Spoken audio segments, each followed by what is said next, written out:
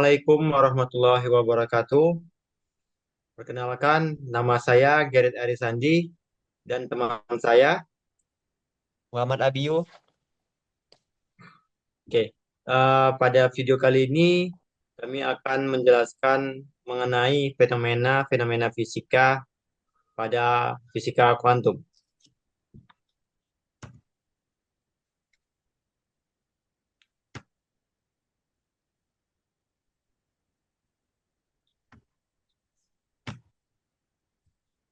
Kami beranggotakan dua orang, yaitu Muhammad Abiyu dengan NIM 230808105 dan Gerrit Arisandi dengan NIM 230808113. Ini adalah yang akan dijelaskan pada video ini. Nah, jadi kita pertama masuk ke benda hitam. Apa sih itu benda hitam? Benda hitam didefinisikan sebagai sebuah benda yang menyerap sebuah radiasi yang datang padanya. Radiasi benda hitam adalah radiasi elektromagnetik yang dipancarkan oleh sebuah benda hitam. Seperti gambar yang pada di bawah kiri tersebut, di mana saat cahaya datang, maka dia akan terperangkap oleh suatu material di mana panasnya akan bolak-balik memantul di sekitar material tersebut. Kemudian, aplikasi dari benda hitam ini yang pertama adalah kamera termal, yang kedua astronomi, di mana digunakan untuk pengukuran suhu bintang, lalu ada pengering industri, lalu terakhir ada sensor suhu inkubator pada bayi. Yang kedua adalah hukum Stefan Boltzmann, di mana jumlah energi yang dipancarkan per satuan permukaan sebuah benda hitam dalam satuan waktu akan berbanding lurus dengan dengan pangkat 4 temperatur termodinamikanya. Yang dimana persamaannya adalah I sama dengan tau T pangkat 4. Untuk kasus benda panas yang bukan benda hitam, persamaannya adalah I total sama dengan E dikali tau dikali T pangkat 4. Kemudian persamaan yang lain yaitu P per A sama dengan E tau T pangkat 4. Aplikasi dari hukum Stefan Boltzmann ini adalah mendesain pupuk industri, penghitungan pelepasan panas gedung, dan sistem pendingin satelit. Yang ketiga adalah hukum pergeseran Wien. Nah, hukum pergeseran Wien ini masih berhubungan dengan hukum Stefan Boltzmann dan juga dengan aplikasi benda hitam. Di mana persamaannya adalah lambda maksimal dikali T sama dengan C. Di mana untuk mencari lambda ini, yaitu lambda max sama dengan C per T. Aplikasi hukum pergeseran Wien ini antara lain adalah pertama, menentukan suhu permukaan bintang, yang kedua, kalibrasi sensor inframerah, yang ketiga, deteksi area hotspot kebakaran hutan via satelit. Dan kita masuk ke teori kuantum Planck dan foton. Max Planck menjelaskan bahwa radiasi elektromagnetik hanya dapat merambat dalam bentuk paket-paket energi atau kuanta yang dinamakan foton, di mana persamaannya adalah E sama dengan H dikali V, ya di mana H adalah konstanta Planck dan V adalah kecepatan. Kemudian ada kesamaan lain yaitu En sama dengan N dikali H dikali V. Aplikasi dari teori kuantum Planck dan foton itu antara lain. Yang pertama ada laser, di mana digunakan untuk operasi lasik. Yang kedua untuk printer laser. Yang kedua ada fiber optic. Yang ketiga ada LED atau light emitting diode dan OLED. Yang keempat ada sensor untuk kamera digital. Lalu ada efek fotolistrik. Efek fotolistrik adalah gejala terlepasnya elektron dari permukaan logam akibat disinari dengan cahaya atau gelombang elektromagnetik. Di mana gambarnya tersebut bisa dilihat pada video ini, slide yang ini. Oke. Kemudian, efek fotolistrik akan terjadi jika frekuensi foton lebih besar dari frekuensi ambang logam, di mana F itu lebih besar dari F0. Kemudian, panjang gelombang foton lebih kecil dari panjang gelombang ambang, yaitu lambda lebih kecil dari lambda 6. Selanjutnya akan dijelaskan oleh teman saya Muhammad Abi.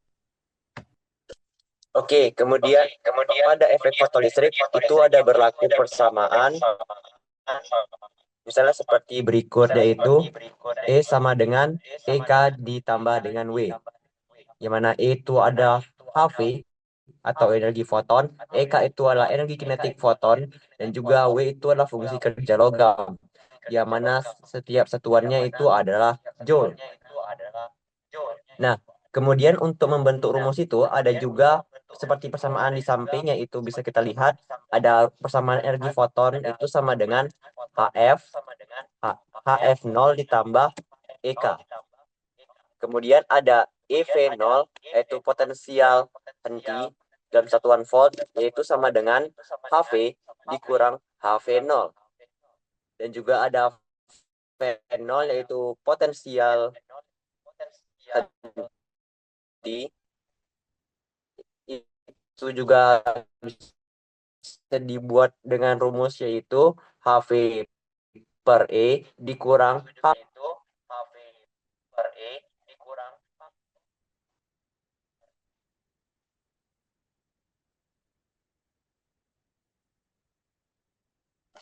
Oke, next slide. Nah, kemudian ada aplikasi efek fotolistrik, misalnya pada pemutaran film, pada fotodioda, dan juga pada sel surya. Oke, next slide.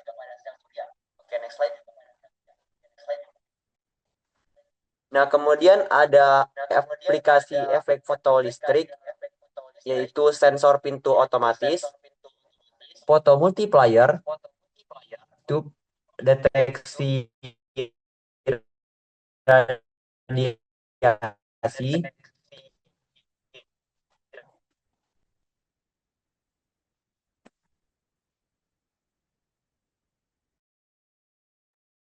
nah, kemudian ada efek Compton. Efek Compton itu adalah atau Compton scattering itu adalah sebuah efek di mana suatu cahaya yang mengenai sebuah elektron itu akan mengalami suatu pe- dipecah gitu, yaitu seperti gambar berikut, yaitu ada foton insiden foton, yaitu foton yang akan mengenai elektron dan ada target elektron yang sedang dalam kondisi yang akan dikenai oleh cahaya, maka elektron tersebut akan mengalami dua hal, yaitu elektron tersebut akan berekoil ataupun mengalami perubahan arah, dan juga scatter foton, yaitu foton tersebut akan mengalami perubahan arah seperti yang dijelaskan tadi. Yang mana rumusnya itu sama dengan eh, lambda aksen dikurang lambda sama dengan H per M0 C dikali dengan 1 dikurang cos theta. Oke, next slide. Nah, efek Compton itu memberikan sebuah informasi bahwa cahaya itu adalah sebagai partikel yang mana tumbukan foton dengan elektron-elektron bahan, yang mana itu rumusnya bisa dianggap dengan suatu simbol yang mana itu lambda aksen lebih besar daripada lambda. Oke, next slide. Nah, kemudian ada aplikasi dari efek Compton yaitu radioterapi kanker, yang mana itu adalah suatu sinar X, yang suatu sinar radiasi gamma yang akan diberikan kepada seorang pasien, yang mana itu bertujuan untuk mengurangi eh, sel-sel kanker di dalam tubuh. Kemudian ada Compton Scattering Telescope, yang mana ini adalah jenis teleskop untuk mengamati benda luar angkasa dengan menembakkan foton-foton ke arahnya. Kemudian ada juga analisis material, misalnya dengan menggunakan uji material tertentu dengan menembakkan foton ke arahnya. Oke, next slide. Nah, kemudian ada gelombang de Broglie, partikel yang menyatakan bahwa partikel yang bergerak seperti elektron itu dapat berperilaku seperti gelombang.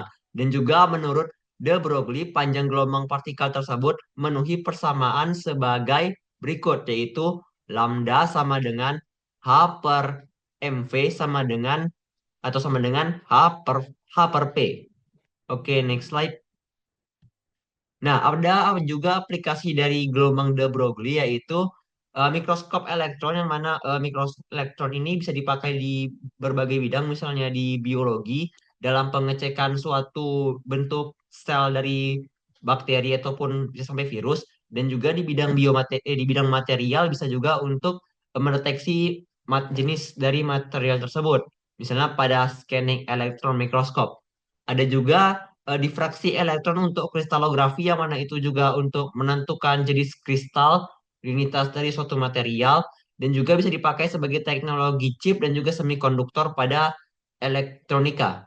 Oke, next slide.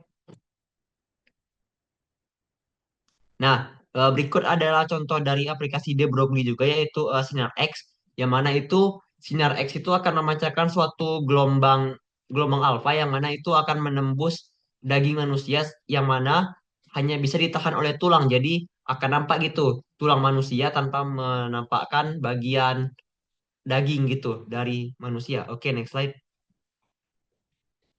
Berikut ini ada juga contoh dari adalah mesin untuk membuat X-ray, yang mana ini bisa dia lihat di rumah-rumah sakit gitu ya. Ini bagian dalamnya, yang mana itu ada lead case, mana case-nya itu berupa timbal dan ada katoda dan juga ada eh, elektron beam.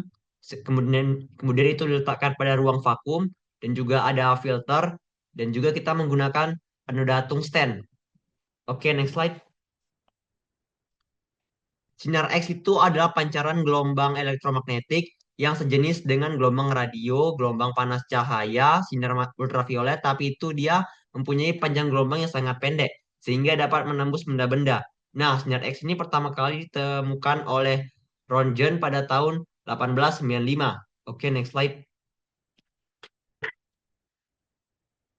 Ada aplikasi dari sinar X yaitu misalnya untuk airport security scanner yang mana itu bertujuan untuk meng-scan barang-barang bawaan dari para penumpang pesawat. Ada CT scan, yang mana CT scan ini itu untuk sama seperti airport security system, yaitu dia untuk men-scan bagian yang tidak bisa dilihat. Ya, kemudian ada non-destructive testing, yaitu untuk mengetes dari kerusakan dari suatu material, kemudian untuk menganalisis artefak arkeologi, yaitu untuk menganalisis misalnya umur ataupun bagaimana isian dari suatu artefak itu ya sudah lama, yang juga sudah rapuh begitu. Oke, next slide.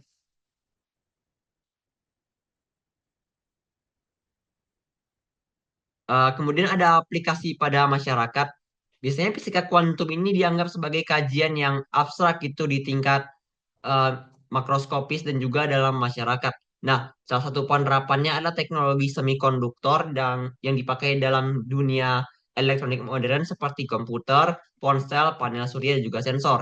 Di Indonesia itu teknologi ini bisa diharapkan akan semakin meluas, yang mana itu akan memberikan dampak yang baik dalam perkembangan fisika kuantum. Nah, ada juga aplikasi lain yaitu misalnya pemanfaatan laser yang bekerja itu berdasarkan transisi energi atom dan prinsip kuantum.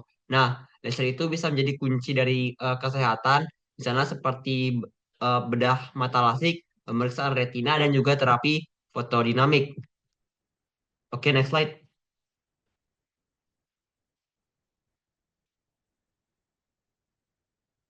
Nah, juga dalam efek fotolistrik yaitu misalnya pada fisika kuantum itu bisa dipakai sebagai panel surya.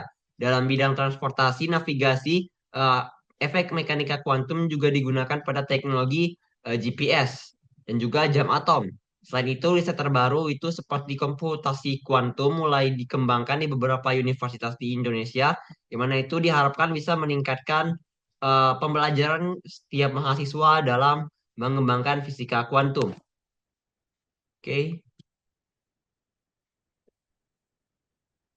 next slide. Berikutlah daftar pustaka yang kami gunakan ya. Oke, next slide.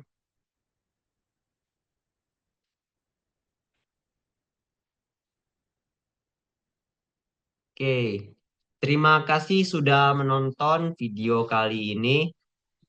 Diharapkan video ini bisa memberikan pembelajaran bagi kita semuanya. Mohon maaf jikalau videonya masih kurang jelas ataupun masih informasinya mungkin ada yang salah. Kami mohon maaf karena kesempurnaan itu mata-mata hanya milik Allah. Kami tutup. Wabil taufik wal hidayah. Wassalamualaikum warahmatullahi wabarakatuh.